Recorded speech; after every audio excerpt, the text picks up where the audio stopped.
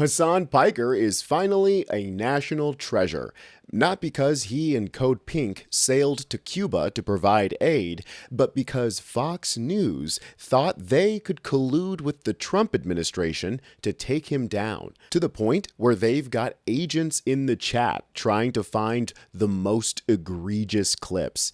But this points to something very real finally materializing: NSPM 7. The Nazi-like official directive that gives the Trump regime the power to label all of us the enemies of the state. This is U.S. Democratic Socialists. I'm Tony Hinderman, and Fox News has been at this for a while now. Who needs to read? Who needs to understand the sweep, the arc of history, when you can just go for maximum Marxist shock value? Now let's talk about Car Universe 9/11. And while at first it was hilarious to watch the Nazis clutch their pearls over their precious decorum, it seems like Fox has completed its final transformation into state media, coordinating with the Trump administration to literally stalk Hasan Piker. First on Fox, federal officials have served subpoenas to Marxist political influencer Hasan Piker and Code Pink co-founder Susan Medea Benjamin as part of a wider investigation into whether U.S. organizations and leaders violated U.S. laws and sanctions in supporting Cuba's communist regime, Fox News Digital has learned. First on Fox, Fox News Digital has learned, meaning they got a heads up before anyone else did from the Justice Department, which explains why Fox News has been priming their audience to learn who Hasan even is for the last few weeks, and why they're trying to make him public enemy number one. The ironic thing is he is trying to upend this system, but he's not really. Otherwise, he would go live in Cuba. He would go live in North Korea. He would live in Somalia. He would live in Venezuela. But they don't want to because it's uncomfortable. And he wouldn't be able to access the clothing he wears that makes him look like a child in order to create his hypocritical, radical propaganda. Well, hopefully he's monetized enough for the lawyer fees, because those are coming. He's going to need them. Yeah, he's going to have to. Absolutely. The narrative that Fox and the wider MAGA media apparatus is trying to create is that Singham, who is a leftist billionaire that now lives in China, is at the head of this shadowy cabal, funneling money into trying to destroy America. Just listen to how Michael Knowles here, the lamest of all of Trump's Glaze Squad, frames Hasan and Code Pink's visit to Cuba. But I've been calling for Hasan Piker's arrest for months and months and months, going back about 8 months. I mentioned that off the top of my head, I could think about almost half a dozen reasons why one would arrest Hasan Piker. On top of all of that, we know he hates our country. We know he says America deserves 9/11. He's just terrible for our country. He didn't really grow up here. He grew up in Turkey. He comes back here. He was an anchor baby, and then he grows up in Turkey. It would be great if we could deport him. I'm not saying it's likely that we could deport him, but it would be good. There's no reason that we should leave him in our country. He's very, very bad for America. I think it's really important to punish him. Not in a vigilante way, not in a way that's unjust, but in accordance with the law, we should punish him to the extreme. Their narrative flies in the face of objective reality that the rest of the world lives in. The truth is, Hasan, nor any of the members of Code Pink, ever violated the law, and especially not by staying in a hotel. We didn't actually stay at the wrong hotel. That was just something that people made up on Twitter. But yeah, if this is the investigation, that's hilarious.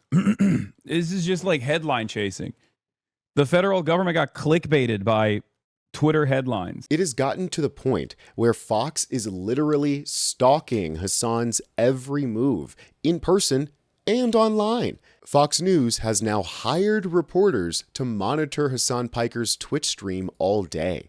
Remember, Fox is working for the Trump administration, bragging about having a special, exclusive connection to the Justice Department in order to know about the subpoena before anyone else. And they weren't exactly being shy about following Hasan around for clips either. Oh my gosh, he's literally watching the stream. Oh my God, this psycho is literally watching the fucking stream, dude. Oh my Lord. Straight up, they got stalkers on the payroll. They have Fox News senior editors that are just now that are now tasked with stalking my fucking stream. Oh my God, I'm gonna fucking accidentally pee on camera. You guys are gonna hear my stream. It's gonna be on Fox News now. It's insane. The ultimate irony of the whole situation is that the law Hasan allegedly broke by staying in the hotel was actually broken by Nick Shirley, the idiot savant of manipulating MAGA, who probably doesn't even know that he wasn't allowed to stay in Hotel Nacional and just picked the fanciest hotel because the CIA was paying for it. Literally, the hotel that Nick Shirley was in was actually on the state sponsor of terrorism list. Okay? We obviously didn't stay at a hotel we obviously didn't stay at a fucking hotel that the American government has made illegal to stay in. Nick Shirley, on the other hand, whether because he's a fucking idiot or because, it doesn't really matter what he does because he's basically an agent for the state, did stay in a hotel that was illegal for him to stay in.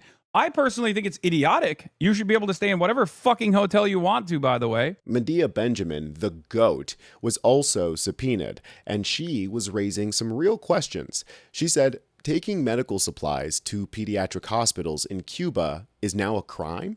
Saving the lives of babies is a crime? This administration is beyond grotesque.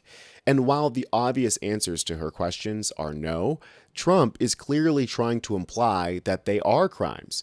And we know exactly how he's going to argue that they are. Ken Klippenstein, who, if you don't know him, he's pretty much the only independent journalist who's getting to the root of these things, so go check him out. He blew the whistle months ago about NSPM 7 and has been reporting on this directive from Trump ever since. That is no doubt the mechanism by which the subpoena was created or even made legally possible.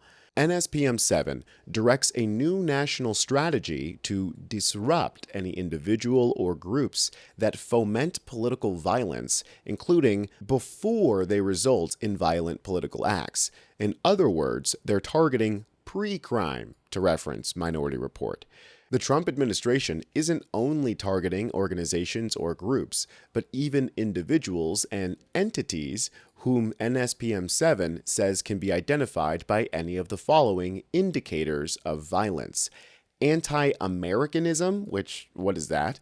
Anti-capitalism. You're currently watching a channel called US Democratic Socialists.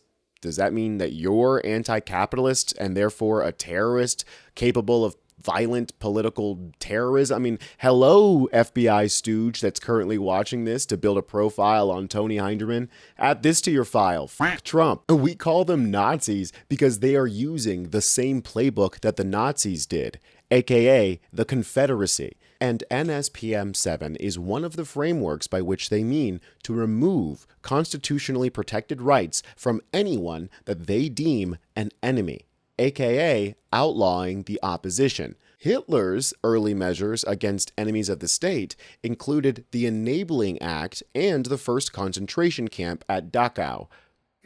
Sound familiar? They're building concentration camps as we speak. They're just called detention centers. They've got tech to track us with Palantir and AI. Now all they need is to make being a democratic socialist illegal, and the fascist takeover is complete. Subscribe to join the resistance if you haven't already, because this is US Democratic Socialists, and we'll be damned if they try to take away our country.